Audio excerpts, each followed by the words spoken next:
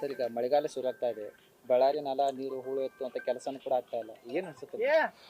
Sir ನೋಡ್ರಿ, ನಾವಿದ ಹುಳಿ ಮತ್ತು ರಾಡಿ ಎಲ್ಲ ಎಬಸ್ರಿ ಅಂತ 2013ದಿಂದ ಪ್ರಯತ್ನ ಮಾಡ್ತಿದ್ದೀವಿ.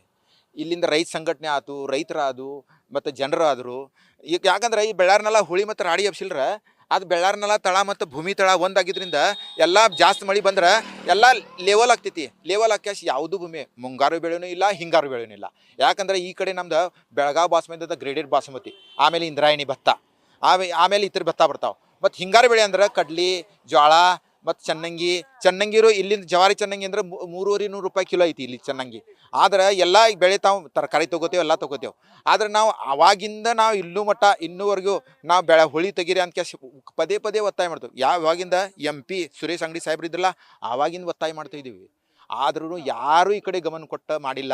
ಮತ್ತು ಹೋದ BJP ಸರ್ಕಾರ ಇತ್ತಲ್ಲ, ಅವ್ರು ಏನು ಮಾಡಿದ್ರು, BJP ಸರ್ಕಾರ ನಾವು ಗೋವಿಂದ ಕಾರಜೋಳ ಸಾಹೇಬ್ರ 800 ಕೋಟಿ ರೂಪಾಯಿ ನಾ ಬೆಳ್ಳಾರಿನಾಲ ಬಗ್ಗೆ ಏನೇ ಸ್ಯಾಂಕ್ಷನ್ ಮಾಡ್ತೇನೆ ಅಂತ ಹೇಳಿದ್ರಲ್ಲ, ಅದ್ರ ಸಲುವಾಗಿ ಏನು ಮಾಡಿದರು, ಆ ಥರಾಗಿಂದ 8 ರೂಪಾಯಿನೂ ಅವರು ಖರ್ಚು ಮಾಡಲಿಲ್ಲ. ಬೆಳ್ಳಾರಿನಾಲ ಪ್ರಶ್ನೆ ಹಂಗೆ ಇದೆ. ನಾವು ಒಂದು ಕಡೆ ಏನಂತೇವು, ಒಂದು ಕಡೆ ನೀವು ಕೆಲಸ ಮಾಡ್ರಿ ನಾವು ಪದೇ ಒತ್ತಾಯ ಮಾಡೋ, ಅದು ಬಿಟ್ಟು ಕೇಸೆ ನೀವು ಸಣ್ಣ ರೈತರು ಅಲ್ಲಿ ಹಲಗಾಮಚ್ಚೆ ಬೈಪಾಸ್ ಮಾಡತ್ತಾರಲ್ಲ, ಕೋರ್ಟ್ ಸ್ಟೇ ಇದ್ರೂ ಸಹ, ರೈತರ ವಿರೋಧ ಇದ್ರೂ ಸಹ ಅವ್ರು ವಿಚಾರ ಮಾಡ್ಲಿಕ್ಕೆ ಎಲ್ಲ ಕಾಯ್ದೆ ಕಾನೂನು ಗಾಳಿಗೆ ತೂರಿ ಅದು ಕೆಲಸ ಜಬರ್ದಸ್ತಿ ಮಾಡತ್ತಾರು. ಅದೇ ಜಬರ್ದಸ್ತಿ ಮಾಡೋದಿದ್ರೆ ನೀವು ಬೆಳ್ಳಾರಿನಾಲಿ ಮಾಡ್ರಿ ಮತ್ತು ರೈತರಿಗೆ ಅನುಕೂಲ ಮಾಡಿಕೊಡ್ರಿ. ಯಾಕಂದ್ರೆ ಈಗಿನ ಸರ್ಕಾರ ರೈತರಿಗೆ ಅನುಕೂಲ ರೈತರನ್ನೇ ಸರ್ಕಾರಕ್ಕೆ ಮಾಡಿಕೊಟ್ಟಿದ್ದಾರೆ. ಅವರು ರೈತರ ಪರವಾಗಿ ಅವ್ರು ಕೆಲಸ ಮಾಡ್ಕೇಸಿ ರೈತರ ಆಶೀರ್ವಾದ ತಗೋಬೇಕು ಅಂತ ನಮ್ದು ವಿನಂತಿ ಇದೆ. ಈಗ ಅನೇಕ ಸಣ್ಣ ಮನೆಗಳಿಗೆ ಏನು ಸಮಸ್ಯೆ ಸರ್, ನೀರು ನುಗ್ಗುತ್ತೆ ನೋಡ್ರಿ. ಈಗ ಇಲ್ಲಿಂದ ಏನಾಗ್ತೈತಿ, ಇಲ್ಲಿ ತಿಳಕವಾಡಿ ಅನುಗೋಳು ಎಲ್ಲ ನೀರು ಬರ್ತೈತಲ್ಲ, ಅದು ಹೋಗಕ್ಕೆ ದಾರಿ ಇಲ್ಲ. ಮತ್ತು ಸಣ್ಣ ನೋಡ್ರಿ, ಬಡವ್ರ ಮಂದಿ ಇದ್ದಾರೆ, ಕಾರ್ಮಿಕರ ಮಂದಿ ಇದ್ದಾರೆ, ರೈತರ ಮಂದಿ ಇದ್ದಾರೆ, ಸಣ್ಣ ಮನೆ ಅದಾವೆ ಕಟ್ಕೊಂಡು ಅರ್ಧ ಗಂಟೆ ಒಳಗೆ. ಅವ್ರ ನೀರು ಹೋದ್ರೆ ಅವರು ಬೇಗರ ಆಗ್ತಾರೆ. ಅದರ ಸಲುವಾಗಿ ಸರ್ಕಾರ ಅವ್ರು ಜನರದ ಮತ್ತು ರೈತರ ವಿಚಾರ ಮಾಡ್ಕೇಸಿ ತಕ್ಷಣ ಈ ಬೆಳ್ಳಾರಿನೆಲ್ಲ ಕ್ಲೀನ್ ಮಾಡ್ರೆ ನೀರು 4 ದಿವ್ಸನಾಗ ಹೋಗ್ಬೇಕಂತ ಮಾಡ್ರಿ. ಯಾಕಂದ್ರೆ ಎಷ್ಟು ದಿವಸ ಅಂತ ಇರೋದು ಅದು ನೋಡ್ರಿ. ಆ ಜನರ ಬೇರೆ ಕಡೆ ಹೋದ್ರೆ ಏನಾಗ್ತೈತಿ, ಸರ್ಕಾರನ ಖರ್ಚಾಗ್ತೈತಿ. ಅದೇ ಸರ್ಕಾರ ನೀವು ಖರ್ಚು ಮಾಡ್ಕೇಸಿ ಇಲ್ಲಿ ಮಾಡ್ರಿ. ಮತ್ತು ನೀವು ಇನ್ನು ಪರಿಹಾರ ಕೊಡ್ತಿರಲ್ಲ, ಗುಂಟಿಗೆ 20 ರೂಪಾಯಿ ಕೊಡ್ತೀರಿ. ನಮ್ಮ ಎಕರೆಗೆ 15-20 ಸಾವಿರ ರೂಪಾಯಿ ಖರ್ಚಾಗ್ತೈತಿ. 20 ರೂಪಾಯಿ ನಿಮ್ದು ಏನು ತಗೊಂಡು ಮಾಡೋದು, 1600 ರೂಪಾಯಿ 100 ರೂಪಾಯಿ ನೀವು ಎಕರೆಗೆ ಕೊಡ್ತೀರಿ. ಅದನ್ನ ತೊಗೊಂಡು ಕ್ಯಾಶ್ ಏನು ಮಾಡೋದು.